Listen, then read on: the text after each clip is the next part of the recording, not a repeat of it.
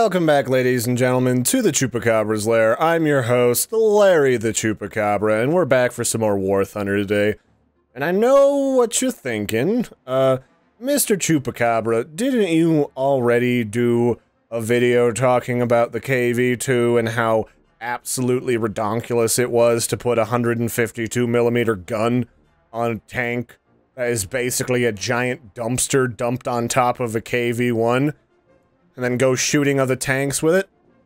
Well, I did make that video, but, to date, I still get messages from people, and the occasional comment, this is like, you're supposed to only use high explosive rounds on the KV-2, Mr. Chupacabra. Do you even know how to use a high explosive round?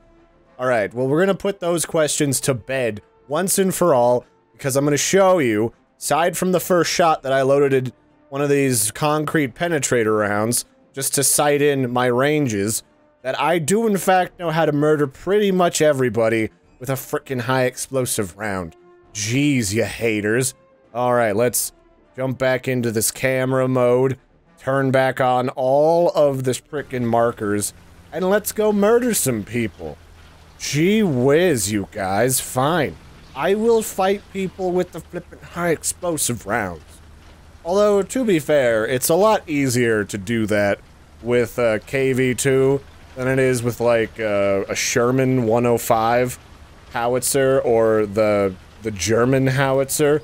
Because, I mean, really the whole thing with the KV-2 is it shoots around the size of, like, a dog at you. Like, that's enough explosive to rip apart anybody. Come on now. That's just silly and redonkulous. So, I guess while we're rolling into combat here, I can talk about the history of the KV-2. The KV-2 is not actually a practical vehicle by any means. In fact, the whole purpose of the KV-2 is it's a hardpoint, destroyer. Which is a nice way of saying it uses this big honkin' cannon and these concrete penetrator shells to destroy German, bunkers, because, you know, one thing can be said about Hitler. Hitler really loved himself some concrete. He built, concrete bunkers all along the coast, which is what they were trying to make, like, a giant impenetrable wall to keep Britain and America from making landfall, which, as we know, didn't work out super great. And, they also put these hard points in all of the cities leading over to Russia.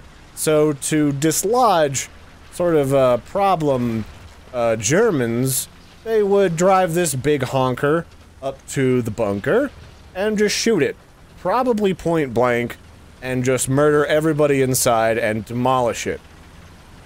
They did use this thing to fend off, German pushes, and at the time when the KV-1 and the KV-2 were rolled out, Germany didn't really have anything that could penetrate the ridiculous armor on this thing. So they had to adapt to deal with these, and also the T-34s, like you saw there behind me. And, yeah, I think one KV-2 held off an entire bridge alone for, like, days before they ran out of, ammunition. So, what is the deal with the KV-2? Well, the KV-2 at, battle rating 5.0 in Tier 3 is the Lord of the One-Shot, as I'm about to illustrate here when I shoot this M18. Although, to be fair, like, pretty much anything shot at the side of an M18 is gonna kill it. But this is the whole reason why I equipped, that concrete penetrator, is because I wanted to sight in my ranges, which, as it would happen, I don't really need to do, because everybody's coming to play with Larry right here in the middle. Everyone's so excited, and they just can't seem to hide it, so I'm gonna start murdering them with these high explosive rounds. Why do I prefer concrete penetrators most of the time? Well, that's actually pretty simple. I don't actually have to pay attention to where I'm shooting a vehicle. They will just penetrate center of mass on just about any tank that you can think of, and kill it. So you don't actually have to pay attention. When it comes to high explosive rounds, some tanks, and even some Sherman tanks, have enough thickness on the frontal plating that you actually have to shoot at their lower gun mantlet in order to get a kill. Now, I've seen, there's somebody up there, you might not be able to see him from here, it's a Panzer IV-H, and he is just a little bit exposed.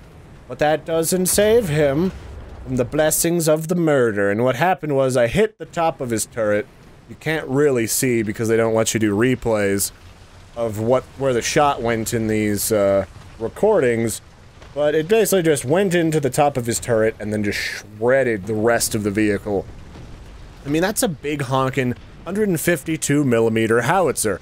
That's like the size of your head or something, like the size of a frickin' corgi, just whiffing into the enemy tank, and it just shreds components, it shreds people with the shrapnel, and the whole idea is that this thing is just blowing shrapnel in every which direction, and is most likely going to penetrate either the side of the vehicle or the roof, and the roof is probably one of the least armored parts of the vehicle.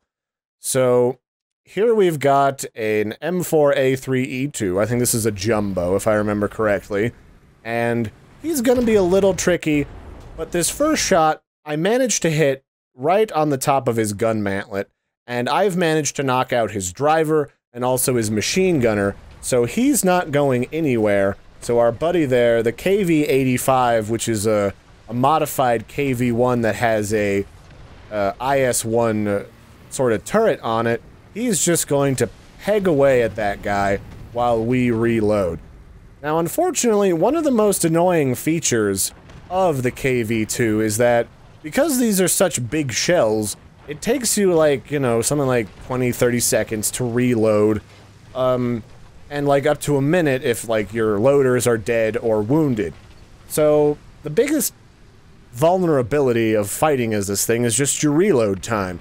This thing was never really designed to be a close quarters brawler. It was meant to kill bunkers, and, you know, bunkers aren't exactly gonna go anywhere. No, I guess neither is that jumbo, because I just pegged him on the bottom of the gun mantlet and make him go spoople. And that's really the goal with the KV-2, is like some of that hot, high explosive shrapnel is gonna get into that cabin and ignite some ammunition. It's gonna bounce around, it's gonna murder some people. And it's really, as other people have referred to it, it is the Lord of the Derp. Followed not too far behind by the Su-152, which is basically the same thing, just in a tank destroyer nougaty shell. And it's a little bit better for reloading. So we've got an M19 SPAA anti-air gun over there, who's gonna try to foul up our cannon and make us kill ourselves. But good news, we've got our good friend the KV-85, who's gonna help us make him extremely dead. So that means it's time to poke our head out and see who we have to play with. And not a lot of people.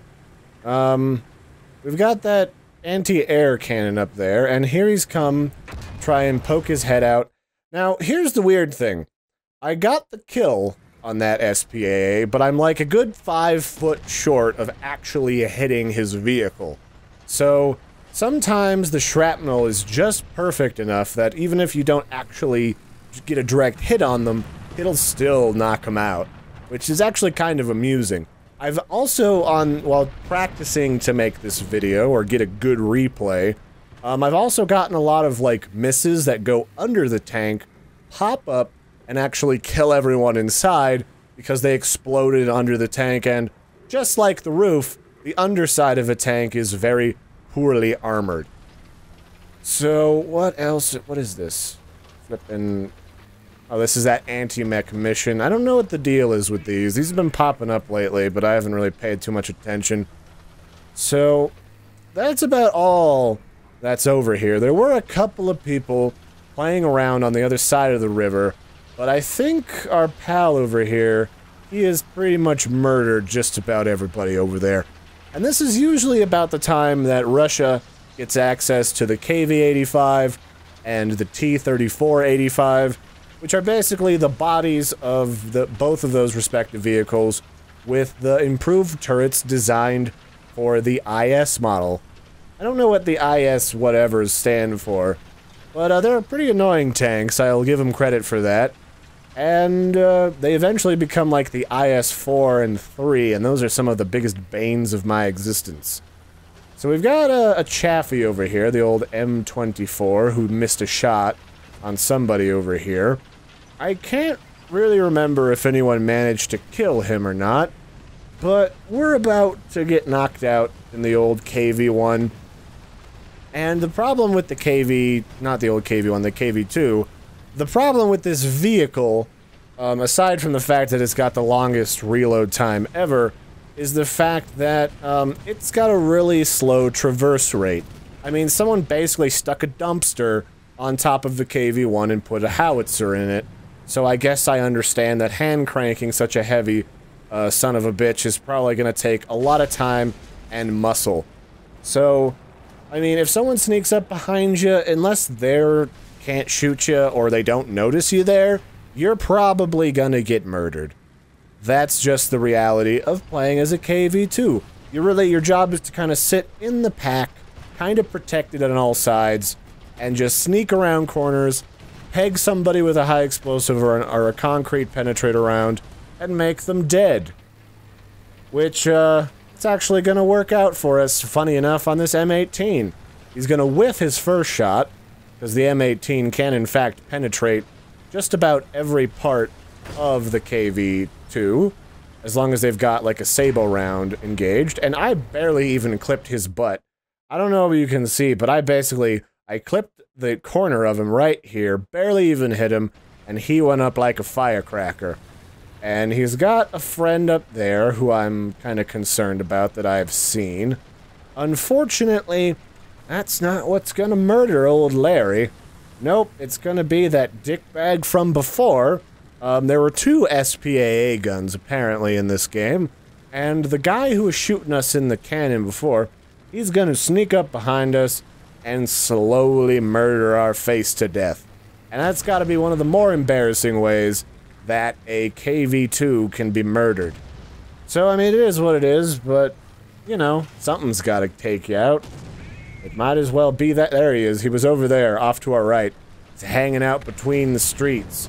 He knows I'm up here. He's like, oh man, if he goes up between those houses, I'm gonna sneak up and be an a-hole.